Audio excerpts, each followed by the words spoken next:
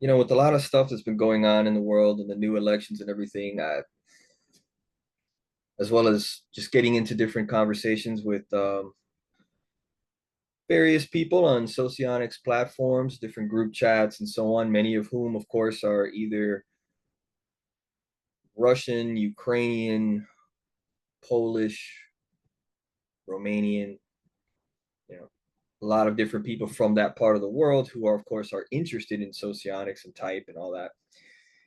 This whole Ukraine situation has kind of been something that's been discussed. The results of the American elections has been discussed. What the Donald coming in means. You know what? This is just something that I like to be interested in and I just like to talk about. So let's fucking do it. For those of you who don't know, I am a career American military officer who has served in Afghanistan and has combat experience, or at least deployment experience. So this is one of those things that's up my wheelhouse, let's say. Um, it's something I'm interested in. It's something I pay attention to daily, and overall, just something I find uh, that is of use to me also as a professional within the military arts. It's important to know what's going on in the world, what your enemies are, but also what the tools, techniques, tactics that are being developed, what's working, what's not, etc. So it's a little bit on just kind of my background and where I'm coming from with this. And just to basically say, I'm not entirely just some fucking layman who just has some feelings. Like, I'm actually somebody who I would consider as a professional on the topic of war. Now, this, of course, is a sensitive topic, so I'm debating with myself a little bit how I want to approach this, what's actually going to be useful without this completely just falling apart into everyone's feelings on whichever side you're on, whatever the fuck. But whatever, I'll take the chance, I'll roll the dice and see what happens. So for those of you who, of course, need help with a map, which is probably more to my American audiences, I'm sorry to say we're very American centric. So we typically don't know where any fucking European country is. It's just the fucking truth. So there's Ukraine, obviously on the screen, directly in front of you. To the west of it, showing you Warsaw. This is Poland over here. Belarus would be up here. There's Romania over there. The Black Sea down here, which is critically important to getting any kind of goods, okay? Import and export goods in and out of Ukraine is going to come through this particular sea, okay? Okay, head out past Constantinople, or I'm sorry, Istanbul. Okay, and then head out to the Mediterranean, out to the rest of the world. So, and then Russia, all of this shit all the way over here. Unfortunately, this map is just kind of like showing me the satellite images of Ukraine, and it doesn't seem to want to fucking upload all these other places. So I'm just verbalizing what they are. All right. As it stands right now, Russia has taken approximately 18%, almost 20% of Ukraine, which is all this red stuff right here. All this shit over here in red, Russians have taken it. The more darker purplish kind of stuff is things that they took back in 2014. The lighter red color is what they have advanced and taken since they started this war in 2022. Now, some of you, of course, might feel like, well, 20%, it's not really that big a deal. And if you're wondering where I'm getting those numbers from, okay, maybe some people are saying that, but look, total temporarily occupied, 18.36% according to this map. If you look at a few other maps, they might change that number slightly. Maybe it'll be 19%. Some might say 20, some might say 17%, but eight. This is a good ballpark, about 18%. Fine. This map, deep state map, is more pro-Ukrainian, tends to side more on Ukrainian information than it does on Russian stuff. If you go to maps like Rybar and certain sites like that, those typically are more Russian, pro-Russian sourced maps and so on. So they tend to be a little bit more friendly at giving Russians credit for occupying certain territory, whereas this one is a bit more conservative at giving Russians credit for occupying territory. So 20%, almost. Again, some people might say that's nothing. Look at the size of the map, big deal. They've only got this bit. Like, I challenge you to go ahead and take 20% out of any country you want. If you're Polish, how would you feel if 20% of your country was gone? And how is it going to affect the economics of your country? That's the big difference, too. It's not just that it's land, it's not a piece of dirt somewhere in the corner. It's also, what does that dirt represent? What is in that dirt? What are you producing there? What kind of economics are going to be impacted because of it? Already, as you can see, the Ukrainians are almost cut off at sea. They do get shipping out of Odessa down here that does manage to make its way out. And there has been a lot of back and forth on what are the rules of war and whether the Russians should be allowed to blockade or intercept those ships. Should Western powers interfere? An enormous amount of agricultural products, food in particular, is exported out of Ukraine and goes into places like Africa in particular, and to some degree other parts of Europe. Even for my Americans who can often feel like we're on the other side of the world and we shouldn't give a shit about Ukraine, there's a lot of food products that you do get.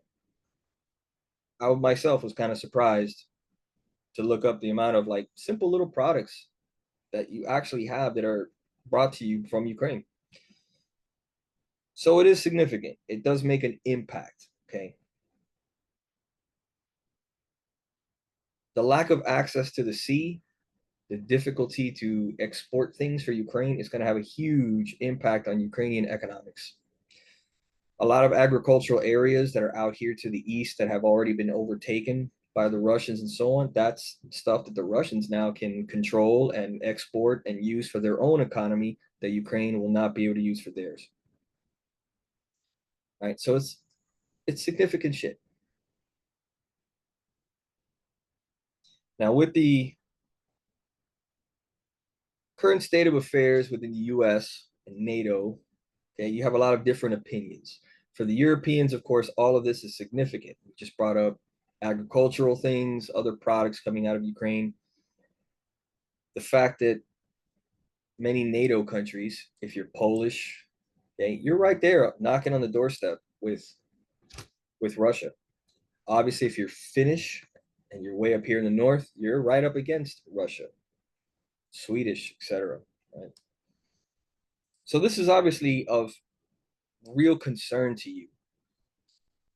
Some of you may not know, but Poland, for example, has been dramatically increasing the size of its army, dramatically increasing the amount of money it's spending. I think it's doubled its GDP expenditure on the size of its army that it's building up in preparation. Poland is clearly trying to lead the way out of the NATO countries, the Western NATO. Well, excuse me, it's not really Western, but the NATO countries as being the dominant land force, the one that's expected, along with the Germans, to potentially take the fight to the Russians on the ground, should it come to that. Okay. Luckily, Sweden and Finland has joined, and they will provide a lot of help as well. But if you're Polish and you're male and you're anywhere between the ages of 16 and 55, you should be mindful of that. Bear in mind that in Ukraine, the average age of your infantry soldier fighting in Ukraine right now is about 43. 43 years old. So that should give you some idea of the range of male. Okay, 15 to about 55, you are ripe for combat service. Okay, but be mindful of that if you're Polish, German. Germany right now is having its own re-elections and so on. So it's going through its own internal problems to see what happens. Now, with the Donald being elected in the United States, you have a lot of Republicans in the US and Donald who basically just kind of feel like we're not sure if NATO is relevant anymore or is in the interest of the United States to care. You have many who also feel like, hey, we have our own homegrown problems, our own issues we got to deal with. We need to clean up our own neighborhood. Who cares about Ukraine? Some of the more hostile voices on the Republican side actively, flat out, explicitly state, fuck Ukraine. We don't care. We just want to clean up our own neighborhood. Okay, that is a lot of the sentiment you see on the Republican side. There are others who are more military professional minded people who might just say, look, Ukraine is doomed from the start. They never had a chance. So there's really no point in us spending money or doing anything like that. Okay? There's an argument to be made there. There's another argument that is more NATO focused that some might say, look, we get a lot of things from Ukraine. Ukraine is just one step in Russian expansion. And even if Ukraine can't win, Ukrainians want to fight. They want to try to fight for their country. And it's in our interest to make it hurt for the Russians. It's in our interest to make the Russians suffer, to make the Russians really bleed and work hard and expend their resources and manpower in trying to take Ukraine. Make it work, make them work for it, essentially, is the argument there. Argument three might be maybe something that even a Donald or somebody might like, and some might say, look, the Cold War thinking is gone. There's no reason to think of Russia as an adversarial country. And if anything, we should try to cuddle up with Russia. Should make Russia our friend. We should try to be friendly with Russia. We should try to almost make a partnership, make a deal, maybe even an alliance. Just overturn the status quo completely. Just flip everything on its head. A radical idea, but that's something that's out there too. Some would float that. As part of my conversation here, I'm just, I'm sort of curious to see what people have to say, which side of the line you kind of fall on about this, what you think, what.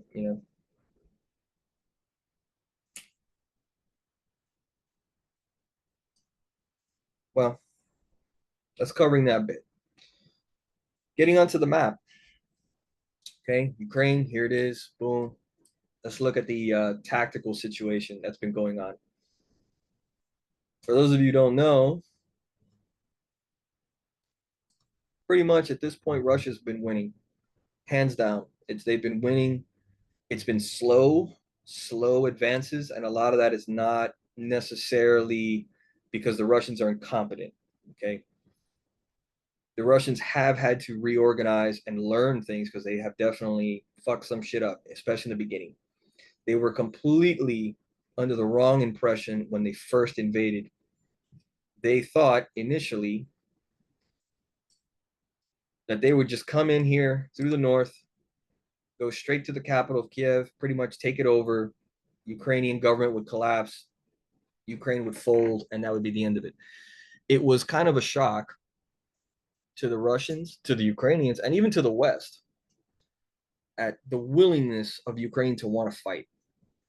It was also a shock at the willingness of Western countries to want to support Ukraine by sending them a lot of equipment, a lot of ammunition, a lot of training, and intelligence reports. It really was kind of surprising to everybody. So the Russians really realized after they failed to go after the capital that this was a different kind of war. This was not what they thought it was going to be. And they fell back and regrouped. and decided we're not coming this way anymore. It's too strong. It's not going to work. We don't have the organization for it. We're going to need to settle down for a long attritional fight. Since then, it's been a war out here, mostly in the east. Now, all this green is stuff that Ukrainians fought for, counterattacked, and took back in 2022. Some might say the Ukrainians really pushed them back very successfully. Others would say no, the Russians did a very calculated retreat, give up territory to buy time to reorganize and regroup. Since then, it's been a steady, slow grind of Russian advances. If we zoom in, all these little arrows shows the axis of advance, okay, directions of advances. All Russians moving. These are all areas, just to give you a nice little view of it. How about this one? The most advanced here in the south. All these little things going on. Every day you look at this and the Russians are just pushing through, slowly chewing up territory, gaining more ground. If you back up, just to get a sense of it,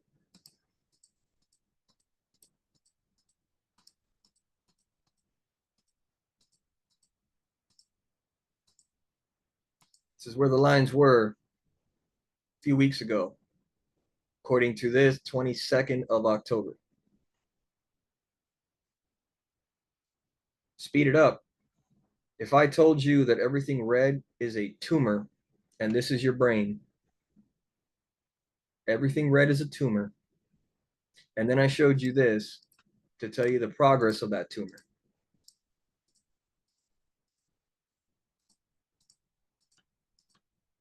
Yeah, how would you feel about that?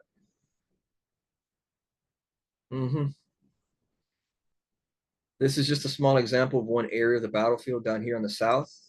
The Russians have been advancing on daily, as you can see it every day. So just dailies, advancing, a little few kilometers at a time, a few kilometers at a time. But the rest of the map is pretty much the same. You could do the same exact thing and just see advances here, advances there.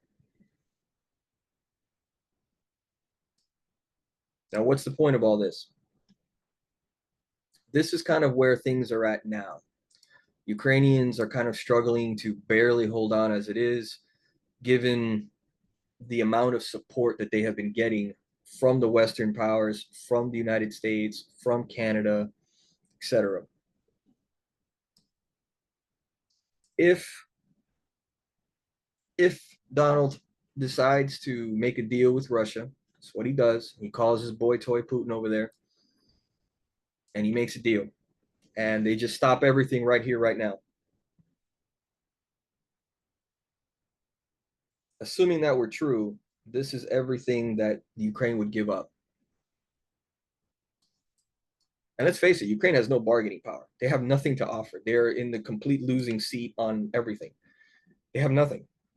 They have no bargaining chips. They're losing ground everywhere, pretty much. They have tried to take a little assault, take a piece of Russia here in the Kursk region, but it amounts to next to nothing. If you look at it on the map, look how tiny that is. That's Ukraine. You don't even see the little blue area that the Ukrainians have taken. It's so small. It's so insignificant to all of this that's Russian. And as it stands, that pocket that they've taken in Kursk is under massive assault and threat, where the Russians are slowly chewing away at it and pushing the Ukrainians back. So what does Ukraine have to offer in this bargaining?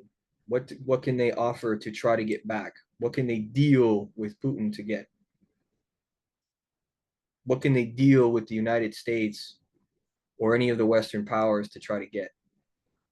What's their bargaining power right now? As I see it, none. So if a deal is struck, we're gonna hammer out some kind of a peace right here, right now, freeze everything. Russia would just be able to take all of this. All this that they control is theirs. I already mentioned their control of the sea, naval ports.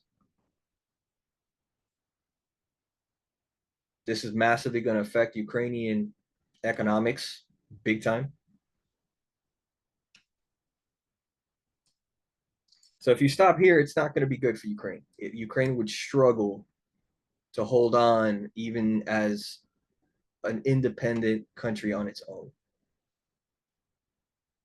Now, a big part of this war is that Russia did not want NATO expansion into Ukraine. So that's going to be a significant piece of this. If a deal is struck, Ukraine has to find a way to agree that they would never try to join NATO. There's just nothing in it for Ukraine to stop fighting right now. They have to continue to fight for their life. There's also not really much in it for Russia to stop now. I mean, they could and say, okay, at least we've gotten this much and we can stop, we could refresh, we could rearm, regroup. In a couple of years, we can look into what else we want to do about Ukraine, whether continue the war again or whether we want to find some way of undermining Ukraine from within with its politics or through economic means. So Russia has some options. Ukraine doesn't have a whole lot of options. The other problem, this isn't so great for the Europeans, okay? For the other NATO Western powers like Britain, France, Germany, Poland, they're not going to be so comfortable with this. So they're going to be more inclined to want to continue to support the war in some way. So chances of Donald actually freezing everything, it's probably not that great. It's not that high. But there's a good chance that there will be a huge diminished amount of American support to Ukraine. And the Americans are the ones that are really providing some of the most critical weapon systems to Ukraine right now. The Americans are the ones that are actually really supplying a lot of Patriot air defense systems, THAAD air defense systems, the ATACMS long range rocket systems, the HIMARS rocket systems. These are strategically critical weapon systems. Without it, whole areas come under threat. Getting a couple of tanks, getting a couple of F-16s that are coming to you from Denmark, some tanks that are coming to you from Spain or coming to you from Poland, when there's only a dozen tanks at a time, 20 tanks, it's not enough. It's not strategically critical enough of a weapon system. It doesn't really dramatically impact anything. But a couple of air Patriot defense systems, it's a lot. It covers a wide area. It can really help you to protect from all kinds of air attacks, which is getting worse and worse all the time, thanks to the changing in technology. The Ukrainians have to defend themselves against Russian cruise missiles, against other Russian ballistic missiles, hypersonic missiles, against Russian aircraft coming in, bombers, fighters, drones that are everywhere all the time now. That eats up at a lot of your air defense systems, and you need as much of it as you can, and you need to keep replenishing them as much as you can. So if those air defense systems start to degrade or fall apart, it would allow the Russians complete dominance and air superiority. And then this line is going to start collapsing a hell of a lot faster. So without some of those critical American systems coming in, it just doesn't look good. It just doesn't really look good.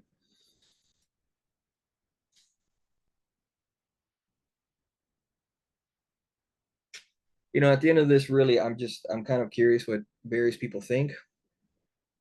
Uh, I'm worried that there's going to be a shitload of emotion just flying all over the comments and all kinds of stuff. And whether you're pro-Russian, pro-Ukrainian, Polish, whatever. What I would ask is that if you are going to put some comments, if you are going to say some stuff, try to put some facts in it, try to put some kind of a logical, well-reasoned thing, something that you've done a little research, you've done some homework on, where you're citing various political statements, numbers, whatever, something. And not just sitting there going, I hate Russians, fuck them. Not just sitting there going, I hate Ukrainians, fuck them. You know, it's totally worthless. It's completely meaningless. It helps nothing, it solves nothing, it does nothing.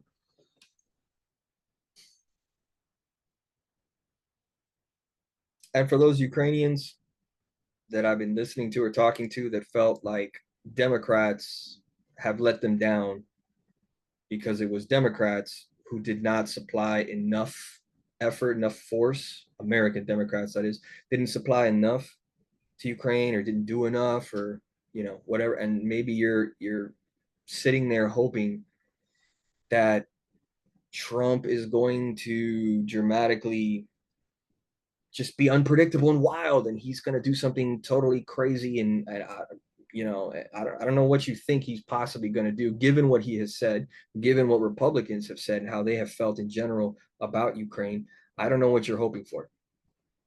And given the state of affairs tactically on the field, the only thing that you could really pray to God for is that Western powers, Western NATO countries, and that the United States somehow have a change of heart and they start supplying ungodly amounts of equipment to Ukraine. That they like quadruple what they have been sending so far to try to help out. And even with that, you're probably still fucked. I hate to break it to you, because one of the biggest problems that Ukraine is having is just manpower shortage. They just don't have the combat troops. They don't have enough soldiers on the field, and they're outnumbered a good 7-1, something like that, by the Russians. It's part of the reasons why the Russians have been breaking through all over, because there's just not enough manpower to guard this entire line. It's just too much landmass to defend. So there's always a gap. There's always a weak spot, and the Russians keep probing. They find the weak spot, push through.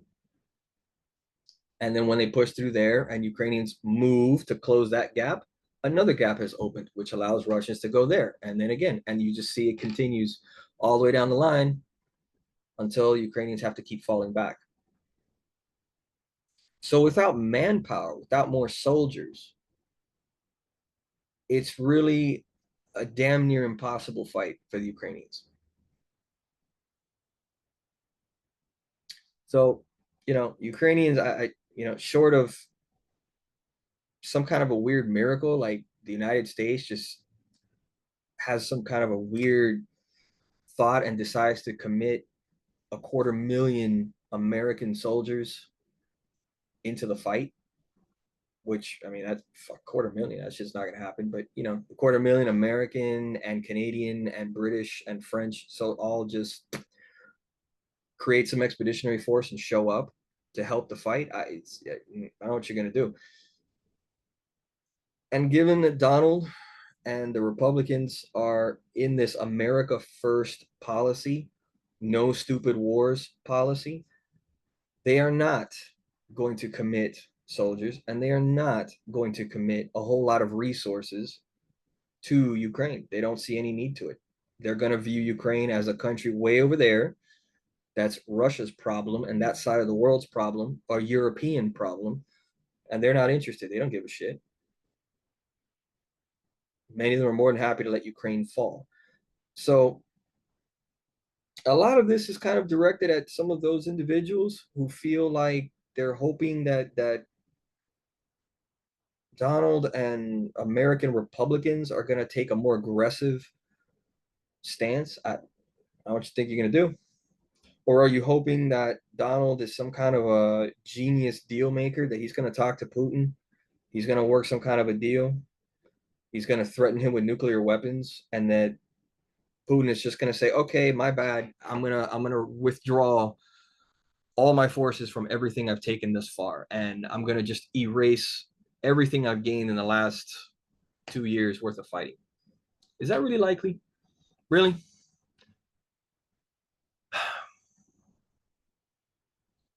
So, however you feel about it, this is where you find yourself. This is just a fucking reality.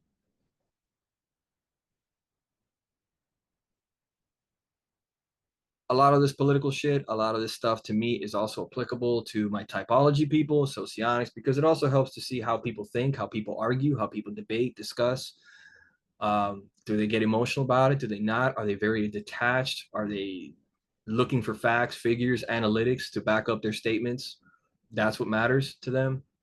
The person that doesn't bother with that, doesn't care with that, it's all about how they feel and their passions towards something. It helps a lot, I think, when you kind of open up this can of worms and you start asking about this shit. That's part of the reason I'm doing it. So, we'll see. This could end up being a total clusterfuck that just blows up uh, on the comment section, or maybe it nobody gives a fuck, and it just goes nowhere. Who knows? But as I said, it's interesting to me. So leave your comments, leave your thoughts, what you think, whatever. See where it goes.